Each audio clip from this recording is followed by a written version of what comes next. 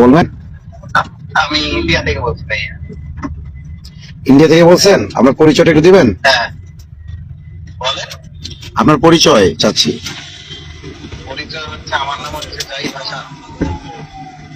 জাহিদ হাসান। তো আমি হ্যাঁ, আমি ওটা টাকা দিতে আপনি আপনি মুসলিম? তার মানে অনেক অনেক টাকা দিতে আপনি মুসলিম? হ্যাঁ, তাহলে আপনার হোয়াটসঅ্যাপ প্রোফাইলে একটা হিন্দু মেয়ের ছবি দিয়ে রাখছেন কেন?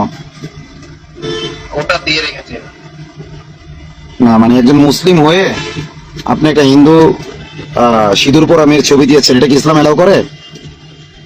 ইসলাম কি, ইসলাম তো অনেক কিছু এলাও করে না, যেগুলো আপনারা বলছেন এলাও করে ইসলামে। জি জি, বুঝি নাই। একে মারা, ওকে মারা। কাকে মারার কথা বলছি? কাকে মারা ভাই? ওই যে আপনার, ওই যে বিনা দোষে আপনার একটা যে দাঙ্গা করার সৃষ্টি করছেন, কি এটা আপনারা কি চাচ্ছেন কি বলেন? মানে বিনা দোষে মানে কি কি চাচ্ছেন? বুঝি না ভাই, একটু বুঝে। দেখলাম আপনাদের মানে আপনার লাইভ গুলো আমি দেখি, কার্যকলাপগুলো হুম। সবই যেটাই হচ্ছে, আপনি যে একটা যে কোনো একজনের উপরে মানে কোনো ই নেই, তার উপরে একটা দোষ চাপাচ্ছেন, এটার মানে মানে কার উপর ভাই, কার উপর?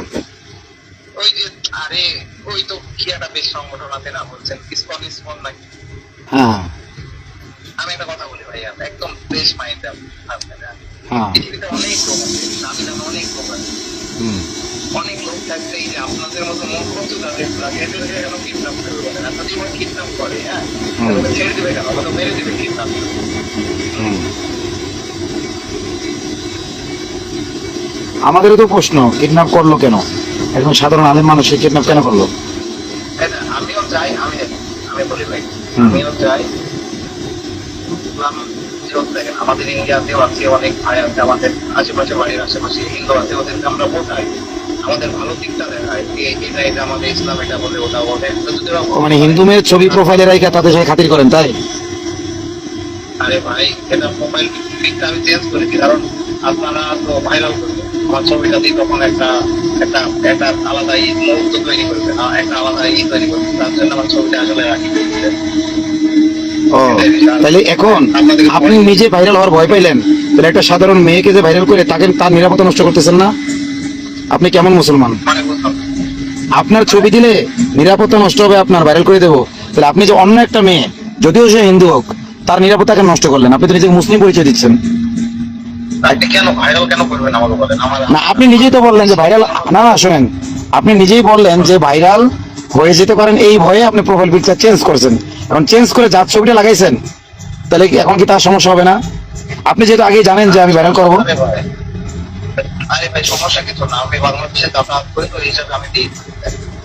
আমার অনেক ফ্রেন্ড সার্কেল আছে, ওরা দেখলে হয়তো খারাপ লাগবে। না বুঝলাম, তাহলে এখন এই মেয়েটাকে আপনি কিছুই না দিতেন, প্রোফাইলে কিছুই না দিতেন, একটা নিরীহ মেয়ের ছবি কেন দিলেন? তো কি হবে মেয়েটা দিলে, কি হবে ভাই? আপনি কি করবেন মেয়েটা দিলে? ভাইরাল করবেন? না না, আপনি একজন মুসলিম হয়ে, না আমি বলি শুনেন, আপনি যদি আসলেই মুসলিম হয়ে থাকেন, আমি তো মনে হচ্ছে আপনি মুসলিম না। প্রকৃত মুসলিম কখনো নিজের সেফটির জন্য, সে বাংলাদেশে মাঝে মাঝে ঘুরতে আসে, নিজের সেফটির জন্য অন্য একটা মেয়ের ছবি দিয়ে, আর মানে এটা আসলে একটা অসভ্যতা, বুঝছেন আপনি যেটা করছেন। চেহারা দেখলে বোঝা যায় ভাই আপনার, তারপরে আপনার পাশে যারা থাকে আচ্ছা আচ্ছা, সব সময় একটা মারবো কাটবো মানুষের মধ্যে একটা আপনাদের। মানে আমাকে দেখলেই মানে এরকম লাগে আপনার, না? হ্যাঁ আমি তো নিউজ পড়লাম ভাই, আপনি তো এর আগে জেলেও খেলেছেন না? হুম। এই তো ওই যে আমরা যে আপারে পাঠাই দিছি না, আপার আমলে খাটছে জেল। যে আপা আছেন আপনাদের বাড়িতে, আপা, ওই মোদি দাদার কাছে আপা গেছে না, মোদির কাছে আপা গেছে না, আপনাদের মোদির কাছে। আপনি ভাই কতটা পড়াশোনা করেছেন? বলছি আমাদের আপারে চেনেন না? আপারে চেনেন? আমাদের হাসু আপারে চেনেন? হাসু আপারে চেনেন? হাসু আপারে আসলে এখন মানে আপনি বাংলাদেশে আসেন জানো, যে হাসু আপারে চেনেন না? আপনি কেমন আসেন জান বাংলাদেশে ভাই? আরে ভাই আমার তো ফ্রেন্ড সার্কেল আছে, যাওয়ার সাথে আমার কোনো ইন্টারেস্ট নাই ওই বিষয়ে। তবে আপনারা যেটা আপনাদের ওই আচ্ছা, আপনি যেহেতু নিজেকে মুসলিম পরিচয় দিচ্ছেন, নামাজের শেষ বৈঠকে যে দোয়াটা পড়তে হয় বলেন তো, নামাজের শেষ বৈঠকের দোয়াটা কি বলেন? সত্য বলতে ভাই অত দোয়া জানি না আমি, তোমার শুক্রবার ভাই নামাজ পড়তে আচ্ছা, যাই। শুক্রবার দিন নামাজ পড়লে এটা সব মুসলিম জানে, এটা কমন জিনিস। আচ্ছা নামাজ শুরু যে করতে হয়, প্রথম যে বাক্যটা দিয়ে সেটা বলেন। আমি তো ভাই ওই যে আলহামদুলিল্লাহ সূরাটা ওটা জানি, আর না না, আলহামদুলিল্লাহ আগে যা পড়তে হয় সেটা বলেন, এটা সব মুসলমান জানে ভাই। এই তো হ্যাঁ এটা তো অবশ্যই জানি ভাই। আউযু বিল্লাহি মিনাশ শাইতানির রাজিম, বিসমিল্লাহির রহমানির রহিম। হ্যাঁ না না না, আমি কিন্তু এর আগে যেটা পড়তে হয় সানা, সানা বলেন ভাই আমাকে ভাই। আউযুবিল্লাহ বিসমিল্লাহ সূরা ফাতিহা, এরা তো ওই যে ইসকনের সদস্যরাও মানে মুসলিম সাজার জন্য এগুলো কিছু কিছু মুখস্থ করে নেয়, বুঝছেন না? ওই গাজীপুরের রেডি করছেন, হ্যালো, আমার কথা ওটা না, আমার কথা ভাই গাজীপুরে কি করেছেন? গাজীপুর যাইতাছি। বাংলাদেশে তো ইসকন নেই ভাই, আছে ইসকন বলতেছিলাম গাজীপুর বাংলাদেশে ইসকন নেই তাই? বাংলাদেশে নেই, তো তারপরেও আপনারা যে একটা দাঙ্গা, আচ্ছা কে বললো বাংলাদেশ ইসকন নেই? আপনি কিভাবে জানলেন ইন্ডিয়া থেকে বাংলাদেশ ইসকন নেই? ঠিক আছে।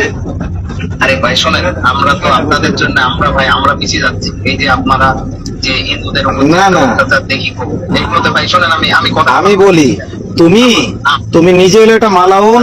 শোনো, তুমি যে মুসলিম সেজে ইসলামের বিরোধিতা করতেছো, এটা সবাই বোঝে। তুমি তোমার এই যে প্রোফাইল পিকচার, তোমার কথাবার্তা, তুমি নামাজের শুরু কিভাবে করতে হয় জানো না, শেষ কিভাবে করতে হয় জানো না, আবার তুমি বলো যে জুমার নামাজ পড়ো তুমি, এগুলো মানুষ বোঝে, বুঝছো? ওই পশ্চিমবঙ্গ আরে বাংলাদেশি মানুষ সমান মনে করবে না, কথা বোঝো নাই? আমি ইন্ডিয়া 3.5 বছর ছিলাম, দিয়ে দেবো ভাই আমি। তোমাদের নদিয়াতে ছিলাম, তোমাদের বসিরহাটে ছিলাম, ওই যে তারপরে কালিকাপুর, লতিফপুর, এই সকল এলাকায় ছিলাম, বুঝছো? ভাই জি ভাই। না ভাই, আমি আপনাকে একটা কথা বলতে আমি চাই। বলি, হ্যাঁ, দেখেন, আমার- তুমি যে একটা ইসকনের দালাল, এটা আমার কাছে ক্লিয়ার ভাই, কথা বুঝতে পারছো?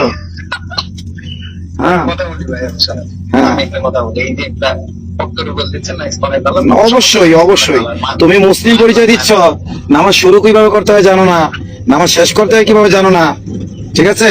আর তুমি বলতেছো, আমার কথা- তুমি এত বড়ই দালাল যে বলতেছো আমরা এখানে বাংলাদেশে সংখ্যালঘুদের উপর করতেছি। কি করতেছি বাংলাদেশ সংখ্যালঘুদের উপর? মুসলিমদের উপর তোমরা যা করতেছো, তোমরা মুসলিমদের মসজিদ ভাঙতেছো, তোমরা মুসলিম নারীদেরকে দর্শন করতেছো, তোমাদের নেতারা কবর থেকে তুলে মুসলিম নারীদের দর্শন করতে চায়, তোমাদের মন্দিরের পুরোহিতরা মুসলিম নারীদেরকে দর্শন করার ব্যাপারে পূর্ণ এটা ঘোষণা দেয়, আর তুমি বলতেছো বাংলাদেশ সংখ্যালঘু নির্যাতন হচ্ছে। ভাই, তুমি একটা ঘটনা দেখাও। কথা বলি, ভাই, আমাকে একটা কথা বলতে দাও। আল্লাহর কসম করে বলছি, আমি একটা কথা বলতে দেন। আরে তুমি তো বেঈমান, ইসকনের দালাল, তোমার আল্লাহর কসমে কি আসা যায় বলো? তুমি যখন সূরা নামাজ কিভাবে শুরু করতে হয় শেষ কিভাবে করতে হয় তাই জানো না,